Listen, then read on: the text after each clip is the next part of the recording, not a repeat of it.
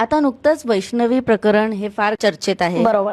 त्यावर तुम्ही व्यक्त देखील झालात. तुमच्या युट्यूबवर तुम्ही त्याबद्दल व्हिडिओ सुद्धा टाकले. हो. पण आता जे जे सुरू आहे किंवा जे हगवण्याचे वकील आहेत त्यांनी जे स्टेटमेंट केले स्त्रियांबद्दल ते फार चुकीचं आहे. तर तुमचं याबद्दल काय मत आहे? महाराष्ट्र कुठे चाललाय आणि त्यांचे विचार कुठे चाललेत?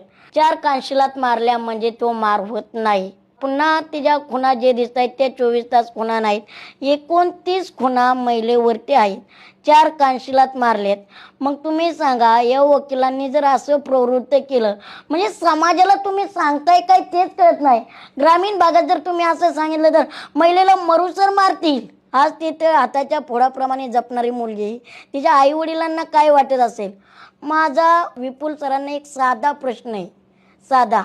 त्या जागेवर त्यांनी फक्त त्यांची मुलगी ठेवून पाहावं. मी तर या वक्तव्याचा निषेध करतो आणि वकिलांनी केस घेतले लढावी, पण विचारपूर्वक लढावी.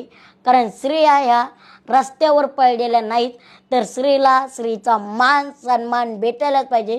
आपण महाराष्ट्रात राहतोय, स्त्रीला सुद्धा इज्जत आहे हे ध्यानात ठेवलं पाहिजे आणि या आरोपींना कठोरात कठोर शिक्षा झाली पाहिजे. आणि दुसरी महत्त्वाची गोष्ट, यांचंही थोडं चुकलेलं आहे.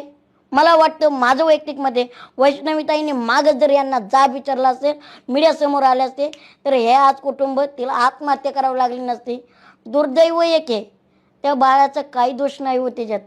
नवजात ते जन्माला अजून त्याला बोलता येईना, त्याला जग पाहायचंय, त्याला कळायचंय, तेवढं त्याची आई हिरवून गेली हो. काय वाटेल, कसं जगेल तो? हां.